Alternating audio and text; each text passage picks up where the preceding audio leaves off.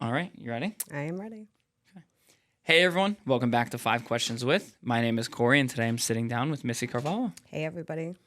Welcome, Missy. So today we're going to jump right into it, all right? Yeah. Question 1. What is your favorite part about real estate? I got to say, I think my favorite part about real estate is just helping somebody. If it's the selling side, it's helping them, move on to their next dream, closing one chapter, opening a new one. I think on the buying side, especially with first-time home buyers, it's making that dream of home ownership coming together.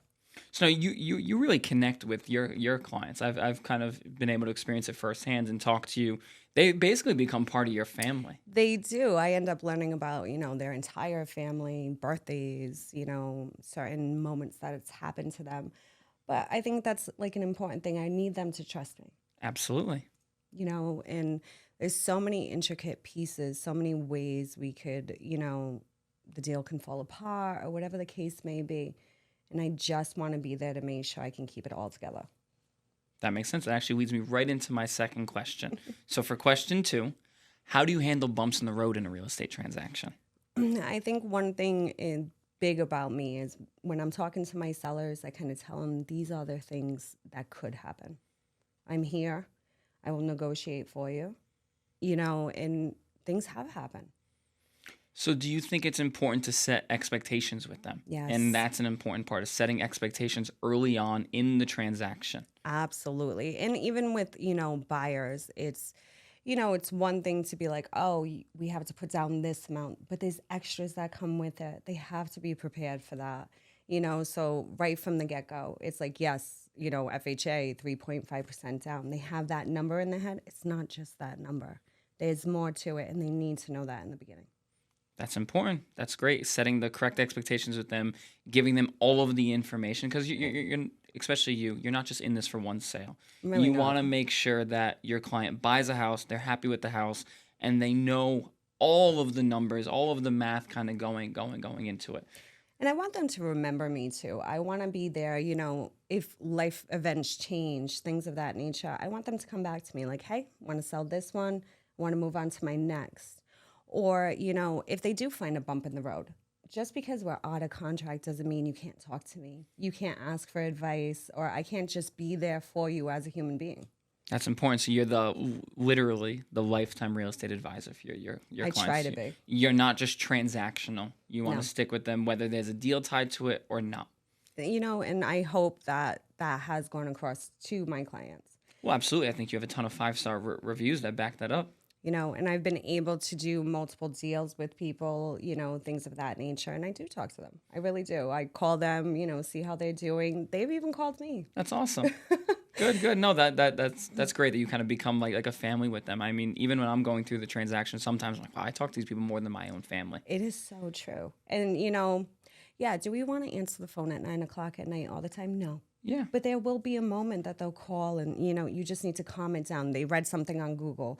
I Googled blah, blah, blah, and it said this. And it's like, okay, we're going to stop Googling now. You can't find everything there, people. Perfect. Okay.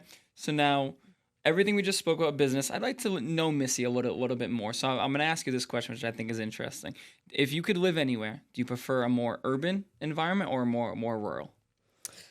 Ooh, that is a difficult question. So my family would probably want to go for a more rural area. Okay. Me, on the other hand, put me in a high-rise, top floor, looking over the city, I think would be my happy place.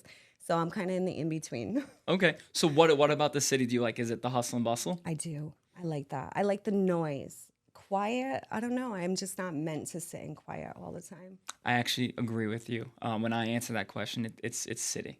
I like the hustle and bustle. I like the energy.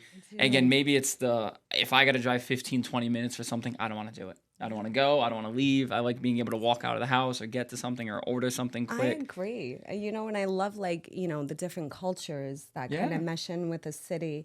That's me. But my family would rather just go four-wheeling and play on their acreage over there, which is fine. Listen, this is perfect. So question 3, do you have any hobbies outside of real estate? I have so many Okay. but none of them are, I can say, per se mine, to be honest with you. It's a family thing. It's very much family. It's, four-wheeling. It's working on cars. My husband is a huge car guy. Okay. Huge. So he's kind of like sucks me into that world. Yeah. We love, drag racing, different things of that aspect. The kids are so into sports. I'll be honest with you, everybyou. Never did a sport in my life. But you're the mom on the sidelines cheering them on. That's awesome. I am their biggest cheerleader. I know you told me this. I hope you don't mind I get too personally. Your son's bedroom bureau. What is it? So it is Craftsman toolboxes. Yeah, I think that was one of the coolest thing you ever told me. Yeah, so I decorated his room like as if it was a garage. I put down, garage flooring, all of his, tool chests, everything like that. That's his bureaus. I wanted to grow with him. I wanted him to take that out. And when he gets older, put it in your garage. Do something great with it. No, I think it's a great. You almost set him up for a business in the future by using like the bureau. Like, hey, it'll work for your clothes now, but as you get older, this is now put all your tools in it for your garage and start your mechanic business. I love it. His room's like a Docker theme. It's got it's very much black and white. It's perfect for him. That's awesome. I thought that was one of the coolest things, and even I thought about that. I'm like, ooh. Maybe I want one of those now for my bureau. It's just so cool when it looks in your room. You don't expect it. No, everybody who's always seen it is like, is this real? I'm like, yep, it's real 2 boxes. I'm like, and it works perfect for them. Awesome. Okay. So my final question here, favorite vacation spot? So honestly, I am at my happiest in the Dominican Republic. Okay. There's something so peaceful there for me. The water's the perfect temperature. The people are just fantastic. I'm actually taking a vacation there towards the end of the year. And we're going to start looking for a vacation property there. Nice. Now, is that something you want to live in or maybe kind of Airbnb it too if you can? I want to Airbnb it, and I want it to be just a spot that me and my family can go just for, peace together. We're happy there. I have a daughter. She's 24. She doesn't live at home anymore. She's in Florida. But we still always come together when we do these family vacations. So it's become like a huge part of my life, especially losing my parents young. I wanted my kids to have beautiful memories. And this is my way of making memories with them. That's amazing. So your ideal vacation is not hiking a mountain somewhere. It's sitting on a beach, laying in the nice sun, and more kind of relaxing. Relaxing. And, I got to be honest, they really are outdoors people. So I'd love to tell you I get to sit on the beach all the time, but I don't. I have to go in caves and all kinds of things and zip lining and parasailing. And there I am doing it. They're dragging you right into it all. Yeah, exactly. That's awesome. All right, listen, that's 5 questions with. Thank you, Missy. If you want to kind of plug yourself a little bit, Thanks, tell everyone everybody. where they can find you. You can find me on Revolv's website. I'm always available. Even if you just have a question, reach out to me. I have no problem answering it. And you've worked with investors, first-time home buyers, sellers, commercial. You've done it all. I have, and I've loved every minute of it. Perfect. All right. Well, listen, thank you, Missy, so much. I appreciate it. Everyone else, stay tuned for more episodes coming out with other Revolv agents. Yeah.